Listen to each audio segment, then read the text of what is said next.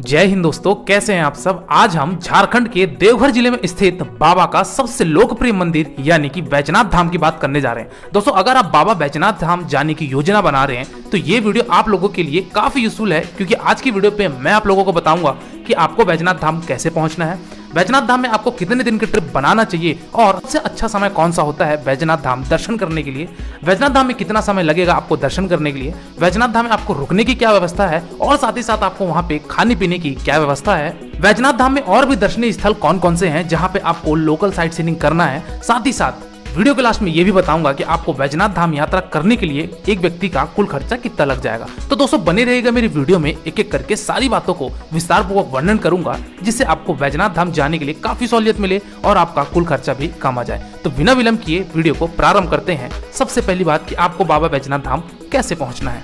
दोस्तों, बाबा बैजनाथ धाम जो स्थित है वो तो है झारखंड के देवघर जिले में स्थित, लेकिन जो नजदीकी रेलवे स्टेशन है वो है आपका जसीडीह रेलवे स्टेशन।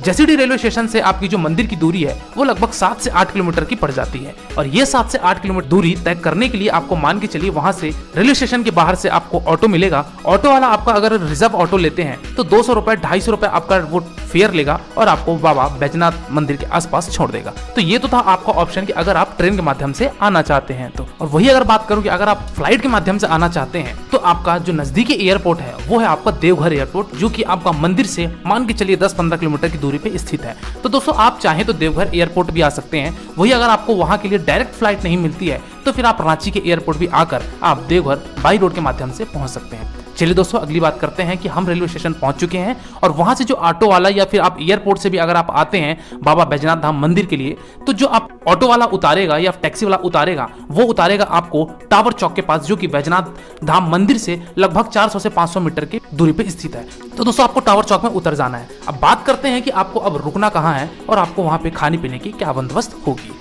दोस्तों, मैं बात करूं अगर आप रुकने के लिए, तो अगर आप बजट होटल ढूंढना चाहते हैं तो टावर चौक के आसपास आपको ढेर सारे होटल मिलेंगे, जो कि आपका 400 रुपए 500 रुपए या फिर मान के चलिए कि सीजन टाइम पे 600 रुपए भी हो सकते हैं। तो आपको वहां से इस रेट से स्टार्ट होकर आपको अच्छे से अच्छा होटल 2500-3000 तक के भी देखने को मिल जाएंगे। तो आप अपने हिसाब से जो भी आपका कैटेगरी है उस हिसाब से आप अपने होटल चयन कर सकते हैं। वही एक दूसरा ऑप्शन आपके पास है कि जो बैजनाथ धाम मंदिर है तो मंदिर ट्रस्ट की तरफ से भी आपको वहां कुछ होटल दिए जाते हैं, जो कि एक धर्मशाला या लॉज की तरह होते हैं, लेकिन वो आपकी ऑनलाइन बुकिंग नहीं होती है, उसके लिए आपको ऑफलाइन बुकिंग ही होगा। तो first come and first book ऐसा वाला हिसाब किताब रहेगा। तो अगर आप चाहें तो मंदिर के ट्रस्ट का भी आप गेस्ट हाउस यूज कर सकते हैं। चलिए दोस्तों, अगली बात करते हैं कि हमको खाने पीने की क्या बंदोबस्त होगी। तो दोस्तों, आपको बैजनाथ धाम मंदिर के आसपास आपको खाने पीने की ज़्यादा समस्या नहीं होगी, क्योंकि यहाँ पे आपको बहुत सारे भोजनालय, होटल्स, रेस्टोरेंट, ये सब चीजें देखने को मिल जाएंगी। तो आप इन सभी में जाके जो भी आपको भोजन ग्रहण करना है वो कर सकते हैं। अगर मैं कॉस्ट की बात करूं एक व्यक्ति का खाने का, तो मान के चलिए कि 80 रुपए से 100 रुपए आपको थाली सिस्टम के हिसाब से आपको वहां भोजन प्राप्त हो जाएगा और आप वहां पे आराम से स्टे करके खाने पीने का भी बंदोबस्त कर सकते हैं। चलिए दोस्तों, आगे बढ़ने से पहले ये भी जान लेते हैं कि बैजनाथ धाम यात्रा करने के लिए हमको सबसे अच्छा समय कौन सा रहता है और कौन से समय पे हमको जाना चाहिए। दोस्तों, सबसे पहली बात तो ये बताना चाहूंगा कि बैजनाथ धाम में जो सबसे ज्यादा भीड़ होती है वो होती है सावन के महीने पे, महाशिवरात्रि के दिन और आपके अक्षय तृतीया के दिन। ये 3 समय ऐसे हैं जहां पे बैजनाथ धाम यात्रा की काफी ज्यादा भीड़ हो जाती है। दोस्तों, अगर मैं बात करूं सावन महीने में, यानी कि सावन का जो पर्व होता है, और सावन के पर्व में भी सोमवार के दिन अत्यधिक भीड़ हो जाती है, जो कि यहाँ पे जो भी श्रद्धालु आते हैं सावन के महीने पे वो जसीडीह यानी कि बाबा बैजनाथ मंदिर से 105 किलोमीटर दूर यानी कि सुल्तानगंज से वहां से गंगा नदी का गंगा जल लेकर कांवड़ यात्रा करते हैं और वो 105 किलोमीटर पैदल यात्रा करके बैजनाथ धाम के ऊपर जल अर्पण करते हैं। तो दोस्तों, ये सावन के महीने में श्रद्धालु भगवा रंग पहने हुए बहुत ही श्रद्धा के साथ बाबा बैजनाथ जी के दर्शन करते हैं। तो दोस्तों, सावन के महीने में तो बहुत ही ज्यादा रश हो जाती है। वही अगर मैं बात करूं दर्शन लाइन की, तो मान के चलिए कि यहाँ पे दर्शन करने के लिए सावन के महीने में आपको 4 घंटे 5 घंटे 6 घंटे भी आपको लग जाते हैं, और अगर आप सोमवार के दिन आए हैं तो फिर आप समझ के चलिए कि आपको दर्शन में काफी ज्यादा समय लगने वाला है। तो दोस्तों, ये था आपका सावन महीने का पर्व, लेकिन जो सबसे अच्छा समय है वो है आपका, या तो आप आइए जनवरी फेब में या फिर आप आइए विंटर के टाइम पे। ध्यान रहिए दोस्तों कि सोमवार के दिन यानी कि नॉर्मल दिनों में भी सोमवार में थोड़ी सी आपको भीड़ ज्यादा देखने को मिलेगी बाकी दिनों की अपेक्षा। तो उस हिसाब से आप अपनी योजना बना सकते हैं कि आपको बाबा बैजनाथ धाम जी के दर्शन करने कब जाना है। चलिए दोस्तों, वीडियो को आगे बढ़ाते हैं और हम चलते हैं बाबा बैजनाथ धाम जी के दर्शन करने के लिए।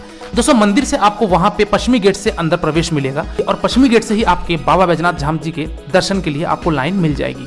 दोस्तों आपको वहां पे लाइन में मान के चलिए कि जैसे मैंने आपको बताया कि अगर आप सावन में आते हैं तो आपको समय ज्यादा लगेगा, वही अगर आप ऑफ सीजन में आते हैं तो आपको हार्डली 1 घंटे 1.5 घंटे में भी भोलेनाथ के दर्शन हो जाएंगे।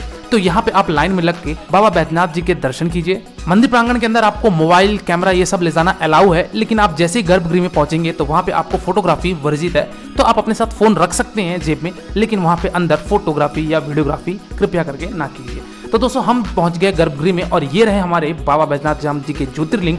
इनके दर्शन कीजिए, मत्थे टेकिए, हर हर महादेव का नारा लगाते हुए अपनी मनोकामनाएं मांगिए और मंदिर प्रांगण से बाहर आ जाइए।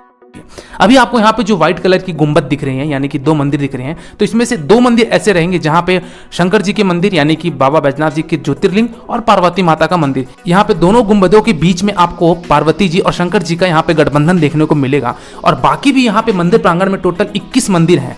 कुल मिलाकर आपको पूरे मंदिर को दर्शन करने के लिए मान के चलिए 1 दिन का समय पूरा लग जाएगा। तो दोस्तों आप पार्वती माता के भी दर्शन कीजिए, यहाँ भी जाइए, यहाँ भी आप माता जी के दर्शन कीजिए। और मंदिर के आसपास टोटल 21 मंदिर हैं, छोटे मोटे सभी मंदिर को मिलाकर आप वहाँ पे पूरी तरीके से मंदिर प्रांगण में एक्सप्लोर कीजिए, मंदिर में दर्शन कीजिए और पहले दिन आप रात में आके विश्राम कर लीजिए। चलिए दोस्तों बात करते हैं कि बाबा बैद्यनाथ धाम जाने के लिए आपको कितने दिन की योजना बनानी चाहिए। तो दोस्तों अगर आपके पास शॉर्ट टाइम है तो आप एक ही दिन में बाबा बैद्यनाथ धाम जी के दर्शन करके शाम को अपनी रिटर्न ले सकते हैं। लेकिन अगर आप प्रॉपरली घूमना चाहते हैं तो आप मान के चलिए कि आपको 1 नाइट 2 डेज का आपको यात्रा करना ही पड़ेगा, क्योंकि वहां पे और भी दर्शनीय स्थल हैं, उन सबको भी आपको दर्शन करना पड़ेगा। तो 2 दिन आप पर्याप्त मान के चलिए कि आप बाबा बैद्यनाथ धाम जी के दर्शन आराम से कर लेंगे और साथ ही साथ वहां पे जितने भी लोकल साइट सीइंग है और भी दर्शनीय स्थल हैं वो भी आप भली भांति घूम लेंगे। तो दोस्तों पहले दिन आप विश्राम कर लिए, अगली सुबह आपको उठना है और सबसे पहले वहां से जाना है आपको 42 किलोमीटर दूर वासुकीनाथ ज्योतिर्लिंग। दोस्तों कहा जाता है कि बाबा बैद्यनाथ धाम जी के दर्शन तब पूर्ण होती है